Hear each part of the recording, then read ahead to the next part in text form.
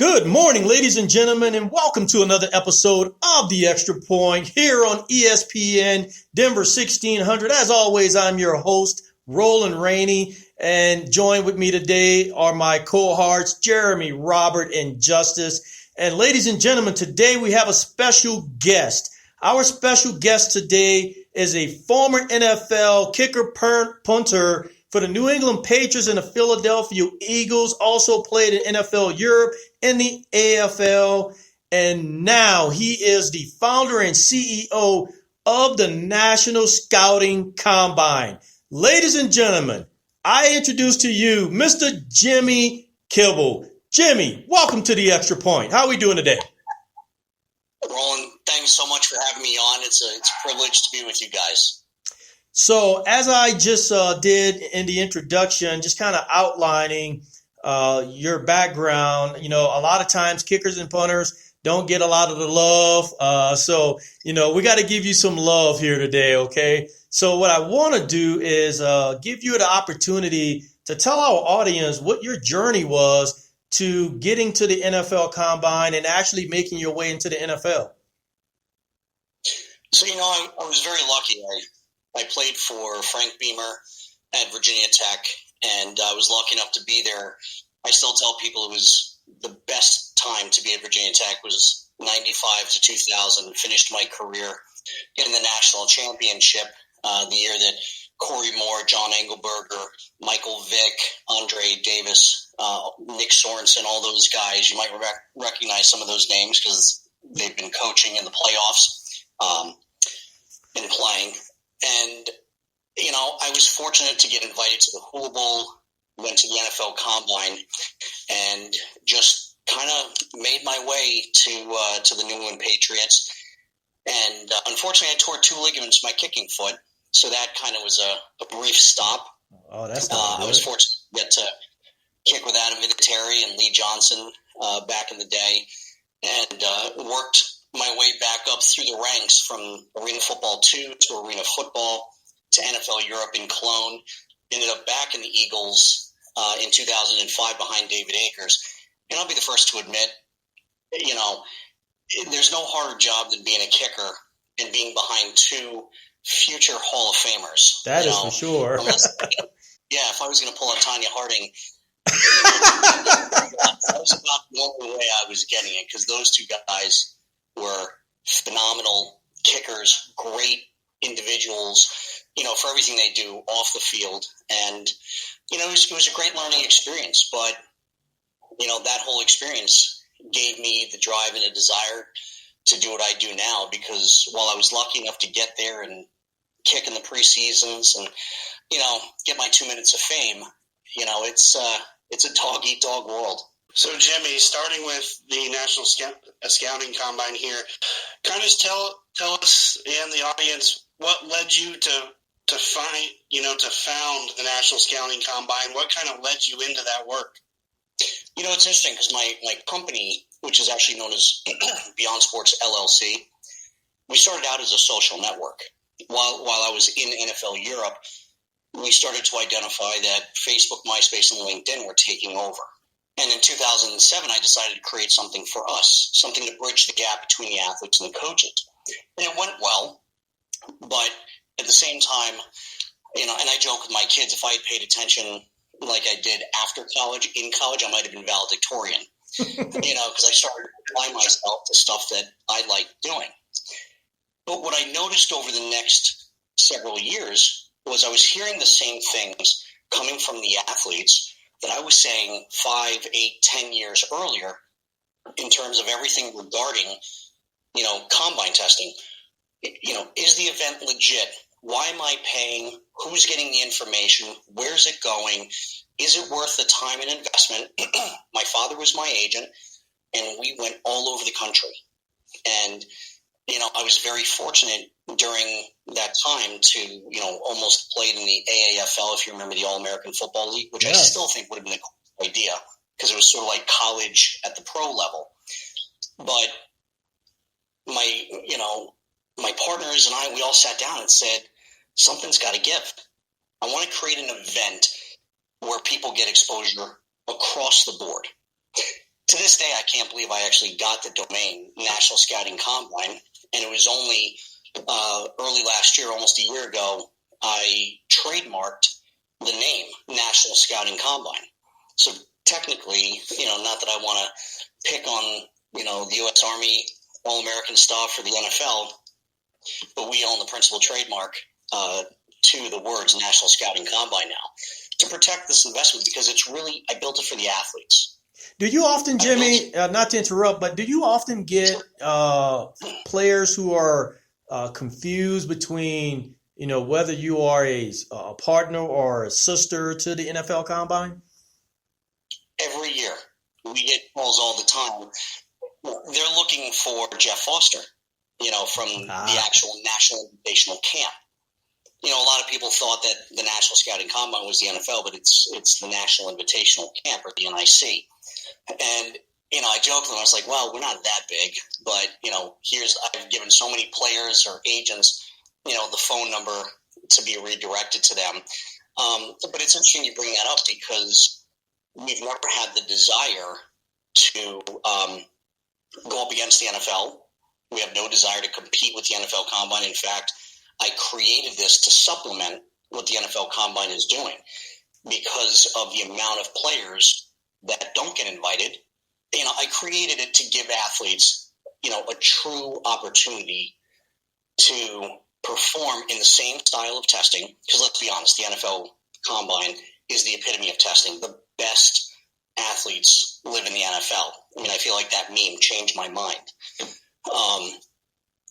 But we wanted to give the athletes the ability to get the same type of testing and get promoted from the NFL to the CFL down to, hopefully the XFL again, if the arena football ever comes across.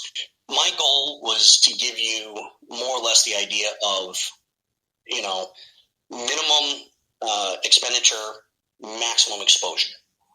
And knock on wood, we've had athletes receive opportunities to get signed, get workouts, get tryouts, get 2-day waivers in every single league across the planet. And that's why I do what I do. Basically, we tell guys, you can show up and show out or shut up. It's really that simple. There you go. There you go. Put the onus on the player. Provide the platform, but put the onus on the player to go out and showcase their talent. We'll show you the door. You got to kick it in. What I was telling Roland a couple of weeks ago is that the one thing, and I think you guys will appreciate this, especially you, Robert, down at the Senior Bowl, half the battle with all these combines and events out there is that most of what you see and read and hear about is subjective to what we all think. What do we think about Tom Brady? What do we think about Aaron Rodgers? What do we think about Stephon Diggs and all these guys out there?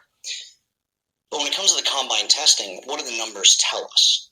And that's the thing that I've been focusing on for the last several years is where can I have the benefit of realizing this is where my athletic ability is right now, and then learn from it or use it to get to the appropriate level. And what I worked on was creating a proprietary algorithm that we're calling the NSC app, the Athletic Performance Predictor, because in essence, if I'm ever going to sit across from an NFL scout, and CFL scout, and an AFL scout, and eventually at the high school levels, the Division I, Division II, Division III coaches, I need to be able to tell you guys, why did this player grade out at the NFL level? Why did they grade out at the CFL level? And I tell the players, the grade's not the end-all be-all. In fact, it should be an educational piece you use to improve yourself. But the grade can predict more or less what type of athlete are you. So, Robert, I'll use the example. You're at the Senior Bowl right now. Everyone down there is good. They're the best of the best. But when it comes to when it comes time to the teams, for the teams to draft, when it comes time, injuries come around in the season, and the director of player personnel is going, okay, I got 5 receivers here that are really good. What separates them? That's really what we're trying to do. We're trying to help the athletes and the scouts understand what separates you from the next guy. What makes you more worthwhile to look at, to sign, to bring in based on your athletic ability. And so what we do is we cut through all the tape, get down to the brass tacks of what do the numbers tell us. And that's really become sort of the foundation of the National Scouting Combine, is to help these athletes figure out where do they exist as of today or when they do the testing. How can they improve from it? But also for the coaches, if you're looking at 4 or 5 guys on film that are good, what's that separating factor that's going to make it that much, more intriguing about assigning a guy? And at the end of the day, the numbers don't lie. I can't tell you if your player fits into the program, whether I'm looking at Riviera or Belichick or any of these guys. I can't say, oh, yeah, this guy's a good fit for your team. That's for you and your scouts to decide based on their game film. We're going to take a step back and tell you who are the absolute best athletes, because, the guys at the Division I levels, the guys at the NFL seem to be able to find the best athletes and turn them into phenomenal players. Hey, Jimmy, I just want to circle back to what you said earlier. You had the great opportunity to learn behind Adam Vinatieri and David Akers, 2 of the greatest kickers to, ever step into the NFL. Was there anything that they taught you while you were under them that you looked to, kind of master and incorporate into your game and kind of take with you and to teach to other kickers that you've trained? That's a really good question, because if you ever have a chance to talk to more kickers, I know we're not the coolest bunch in the group to hang out with. It's really a mind game. My experience was, as much as I loved Adam and David, Lee Johnson, Louis Aguiar, and some of the guys that I got to kick with, kick against, on Sean Sweesom, and so on and so forth. I played with Shane Graham at Virginia Tech, who played in a number of NFL teams, coaches down in Florida now. If I learned anything, it was how to master the mental side of things, because, look, you're coming into the league, 21, 22, 23, just full of piss and vinegar and ready to just, I'm in the league and I'm going to be incredible and blah, blah, blah. And then all of a sudden you realize everyone kicks as good as you. Everyone throws as good as you. It was learning the mental side to actually relax, not so much get caught up in the process. And what I learned more so was from watching them, watching how they handled themselves, watching how they approached every kick, watching everything from their warm-up to the technique to the follow-through to how they walked off the field. It was really a study session. When you're lucky enough, Tom Brady and I played against each other in the Hula Bowl. We ended up in the Patriots, the same year together. You look at guys like that who just, no one saw behind the scenes how much he was getting teased back then. No one's teasing him now, obviously. But he worked his ass off. Yeah. All the little things he did. David Akers was like that. Adam Vinatieri. Both of them. I'll be honest, there was really never that, hey, here's what you got to do to become better, because we're all fighting for each other's jobs.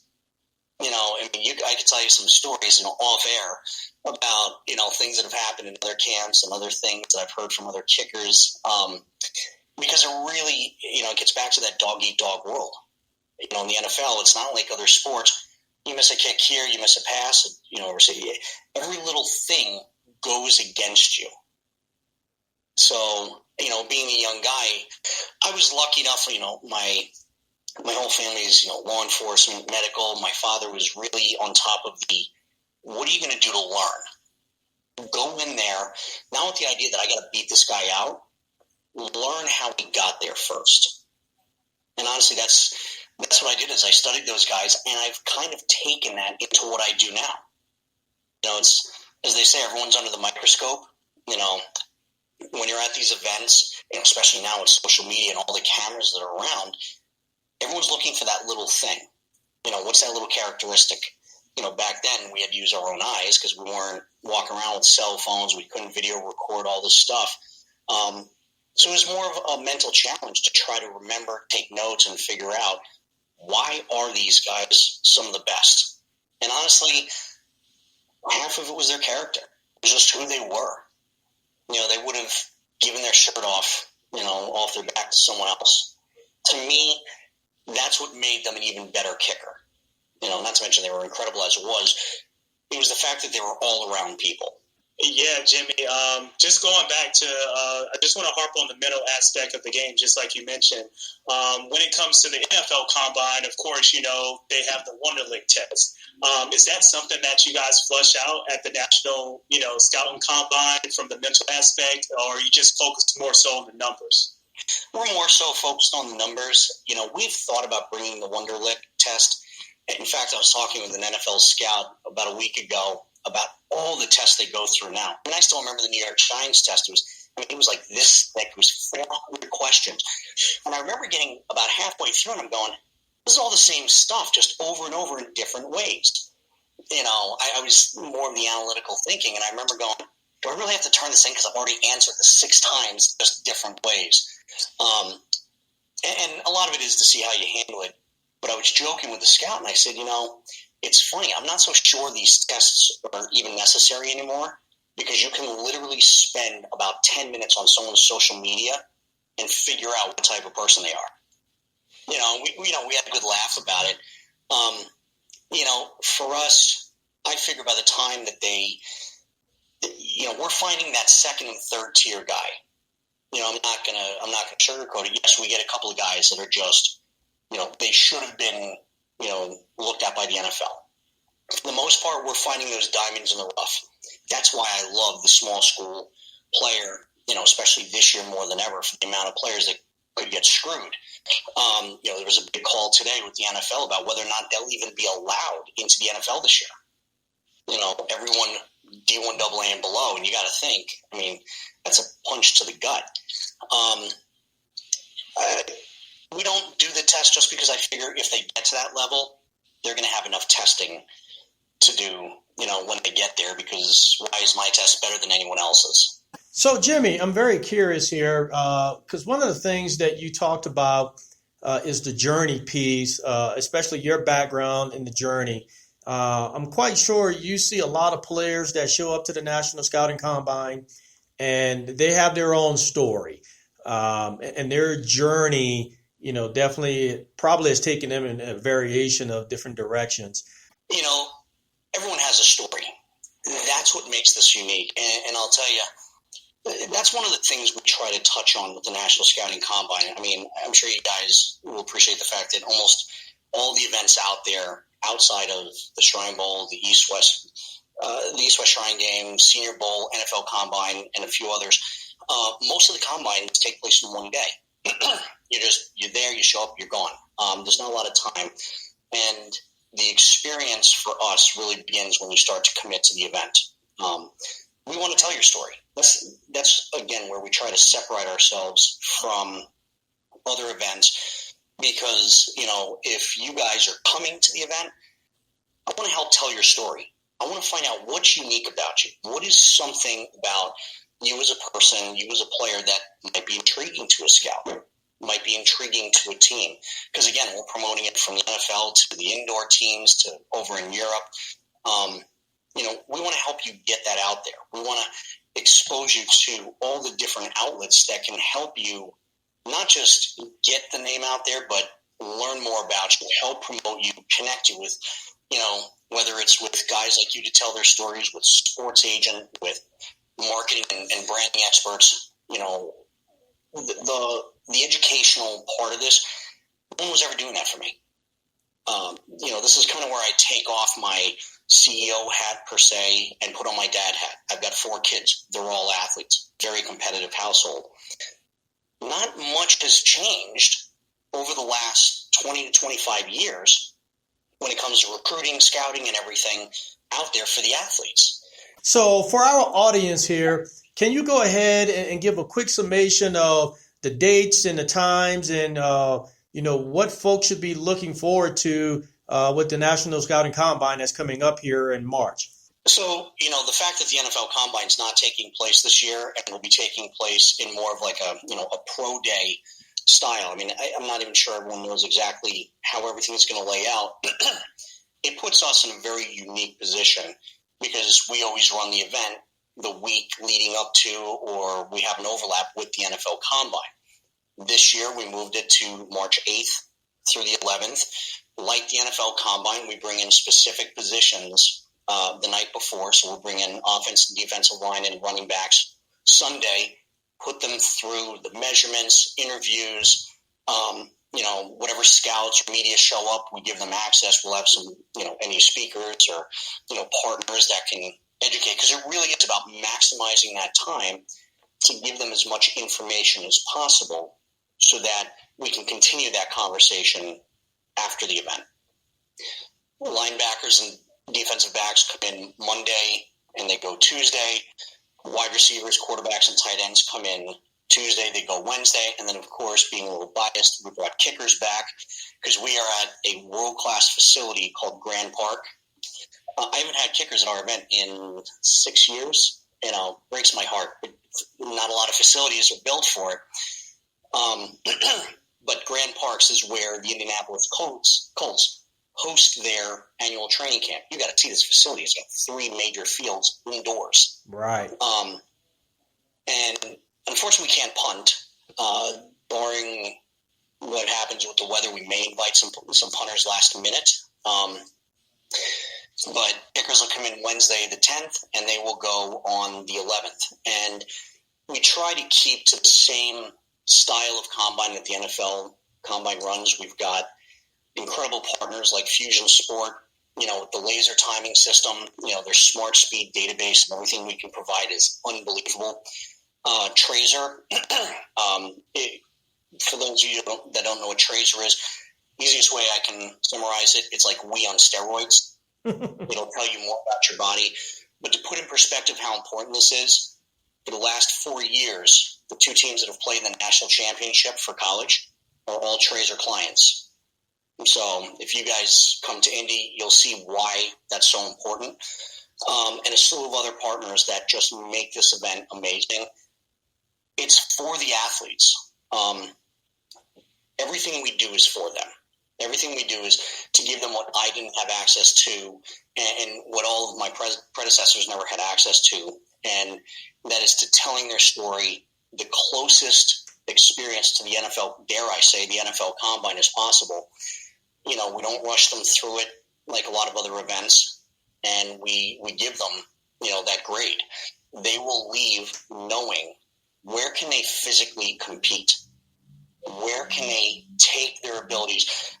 No other combine can tell you when you leave that combine, hey, look, you graded at the CFL.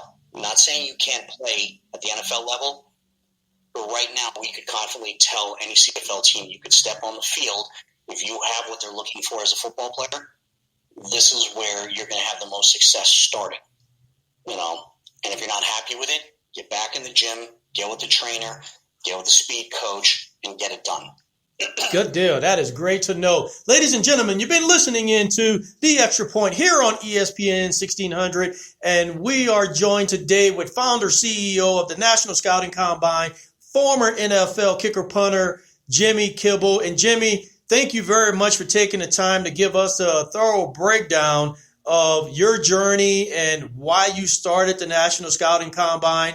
And just for our listeners out there, just want to reemphasize, the National Scouting Combine is going to take place in Indy March 8th through the 11th. So hopefully we'll have some great information that we can continue to push out there for all of you so you can pay attention to some of these diamonds in the rough, as Jimmy likes to call it. And I love that you provided that perspective because there are some diamonds in the roughs out there. They just need a platform to showcase their talent, and that's what you're providing. So thank you very much, Jimmy. On behalf of my colleagues, I know I'm definitely looking forward to heading out your direction at the National Scouting Combine, looking at the talent, assessing, and whatever we can do to help once again showcase your platform.